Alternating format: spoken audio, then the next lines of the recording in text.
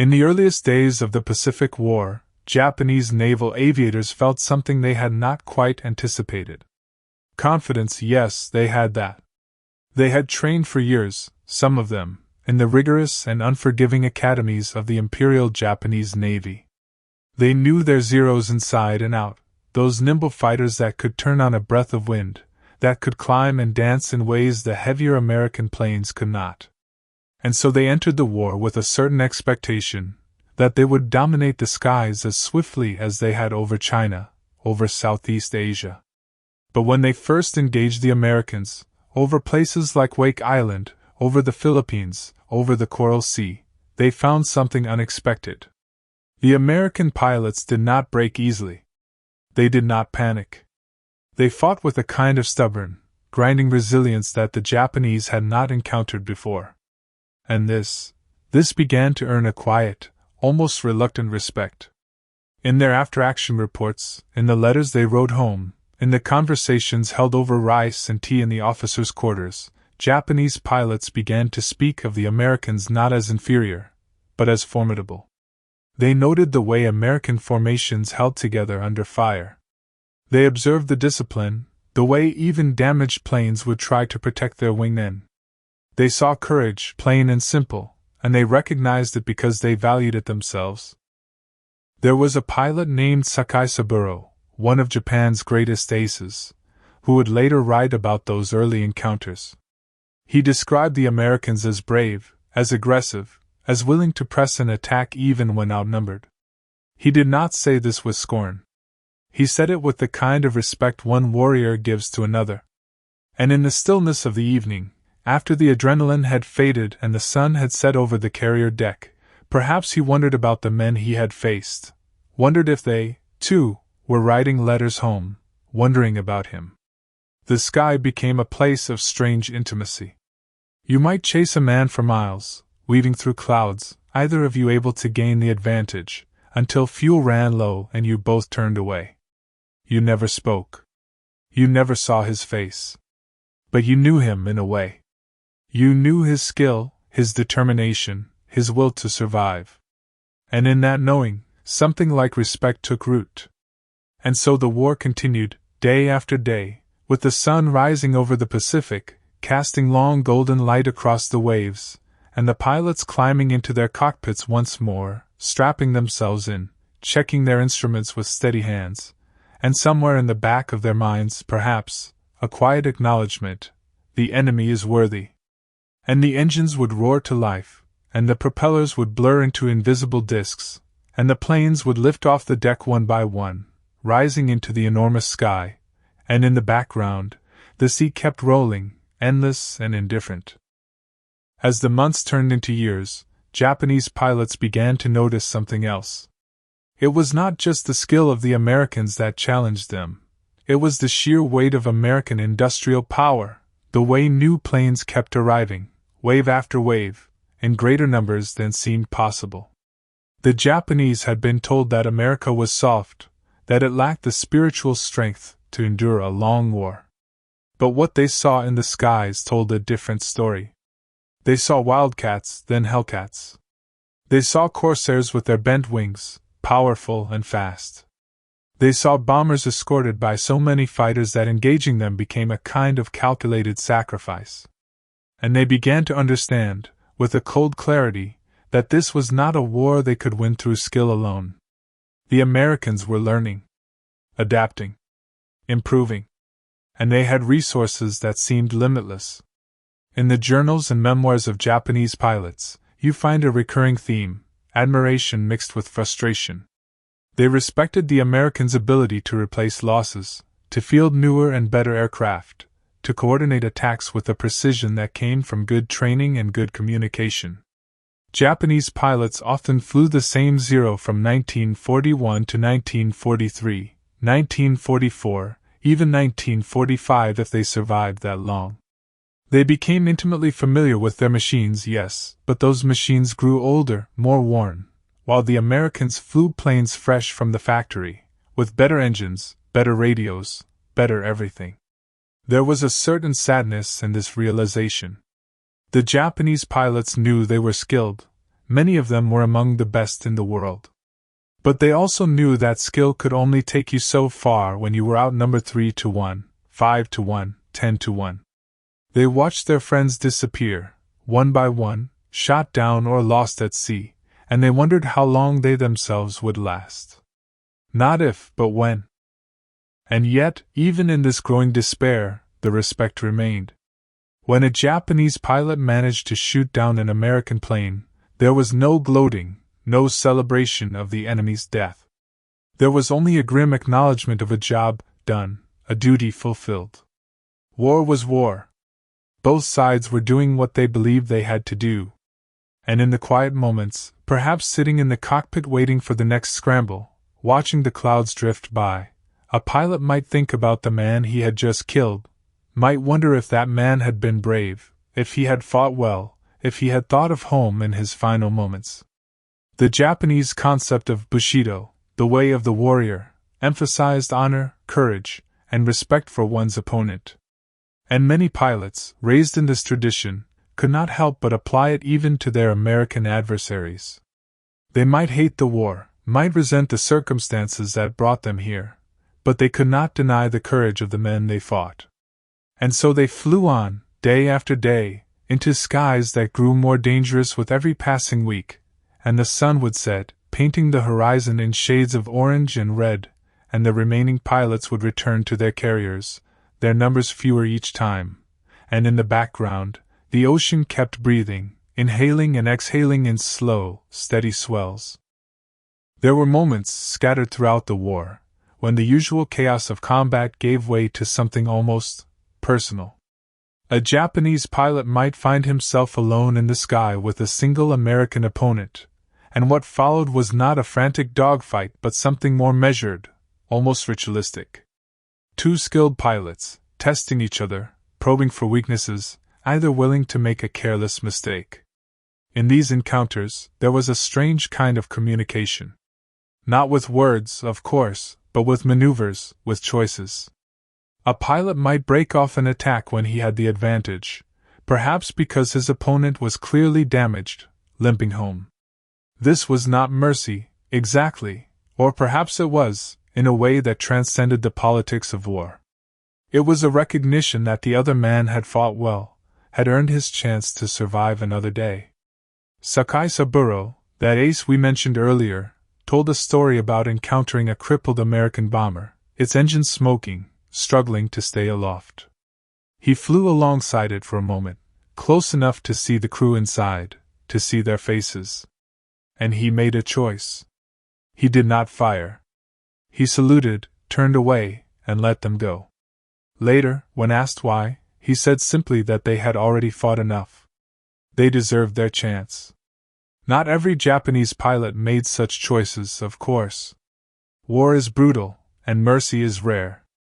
But these stories circulated among the squadrons, passed from pilot to pilot, and they shaped the way many of them thought about their enemy. The Americans were not faceless. They were not monsters. They were men, doing their duty, just as the Japanese were doing theirs. And in that shared experience of fear and courage and the constant presence of death, a strange kinship formed. There were also stories of captured American pilots being treated with a certain formality, a certain respect. Not always. There were atrocities, terrible ones, committed on both sides. But there were also instances where a downed American aviator was given food, water, medical care, and spoken to with courtesy. Japanese officers, especially those from the old samurai families, often viewed captured pilots differently than they viewed ordinary soldiers. Pilots were a kind of elite, a warrior caste, and they were treated accordingly. And perhaps, in the quiet of a prison camp, or in the brief exchange before a pilot was taken away, there were moments of understanding. A Japanese officer might ask, "How long have you been flying?" And the American might answer, and they might talk, briefly, about planes and tactics and the strange beauty of the sky. And for just a moment, the war would recede, and they would simply be two men who loved to fly, who understood what it meant to live on the edge of death every single day. These moments were fleeting, of course. The war ground on. The skies grew more crowded with planes, the battles more desperate. But the memories remained, filed away in the minds of those who survived, to be recalled years later with a kind of wistful sadness. And the wind kept blowing, high in the atmosphere where the pilots flew, cold and thin and endless, and below, the world kept turning, indifferent to the small dramas played out in the sky. By 1944, as the war turned decisively against Japan, a new reality set in. The kamikaze units were formed, pilots who would deliberately crash their planes into American ships, trading their lives for the chance to inflict damage. This was not how most Japanese pilots had imagined their service. They had trained to be fighters, to outmaneuver and outshoot their opponents, to return home after each mission. But now, increasingly, they were being asked to make a different kind of sacrifice. The kamikaze pilots had complex feelings about the Americans. In their final letters, the ones they wrote before their last missions, some expressed respect for their enemy. They acknowledged the bravery of the American sailors and pilots. They did not hate them personally. But they believed, or had been taught to believe, that their sacrifice was necessary to protect Japan, to stave off invasion, to buy time for their families and their homeland. And so they flew, one last time, knowing they would not return. The traditional fighter pilots, the ones who still flew conventional missions, watched this transformation with mixed emotions. Some admired the kamikaze for their dedication, their willingness to embrace death with calm acceptance. Others felt a deep sadness, a sense that something essential had been lost. The art of aerial combat, the skill and the challenge and the slim hope of survival, all of it was being replaced by simple, brutal calculus: one plane, one life, one ship. And yet, even among the kamikaze, the respect for American aviators persisted. They had seen, firsthand, the courage of the men who flew off the American carriers. They knew that those men, too, faced death every day, that they, too, fought with skill and determination. The kamikaze did not view their mission as an act of revenge or hatred. It was duty. It was sacrifice. And in their minds they were not so different from their enemies, just men caught in the machinery of war, doing what they believed was right. American pilots, for their part, often struggled to understand the kamikaze. The deliberate self-sacrifice seemed alien, almost incomprehensible. But some, later, would come to see it as a kind of twisted courage, a willingness to die for something larger than oneself. And in that recognition, perhaps, was a final acknowledgement of the shared humanity that had always existed beneath the violence. As the war drew to its close, as Japan's cities burned and its fleets were destroyed, the surviving Japanese pilots found themselves flying planes that were barely functional, with fuel so scarce that some missions were one way even before kamikaze tactics were ordered. They flew against overwhelming odds, knowing the war was lost, knowing they would likely die. And still they flew. Because that was what they had been trained to do. Because it was their duty. Because, perhaps, in some small way, they wanted to prove that they had fought honorably, that they had not surrendered their dignity even in defeat. And when the war finally ended, when the Emperor's voice crackled over the radio announcing surrender, many pilots wept. Not just for the loss, but for the relief. The killing could stop. The dying could stop. And perhaps, in the years to come, they could meet their former enemies not as warriors but as men, and speak honestly about what they had endured together. And the sky, indifferent and eternal, remained, and the clouds drifted, and the sun set, and the wind whispered through the bamboo groves of Japan. And in the background, the world began, slowly, to heal. After the war, when the guns had finally fallen silent and the planes were grounded, many Japanese pilots found themselves in a strange new world. Their country was occupied, their military disbanded, their purpose seemingly erased. But the memories remained. The friendships forged in the cockpit, the losses endured, the enemy respected, all of it lingered, quiet and persistent, in the backs of their minds. In the decades that followed, something remarkable happened. Japanese and American pilots began to meet, not as enemies but as veterans, as men who had shared an extraordinary and terrible experience. They attended reunions, wrote letters, visited each other's countries.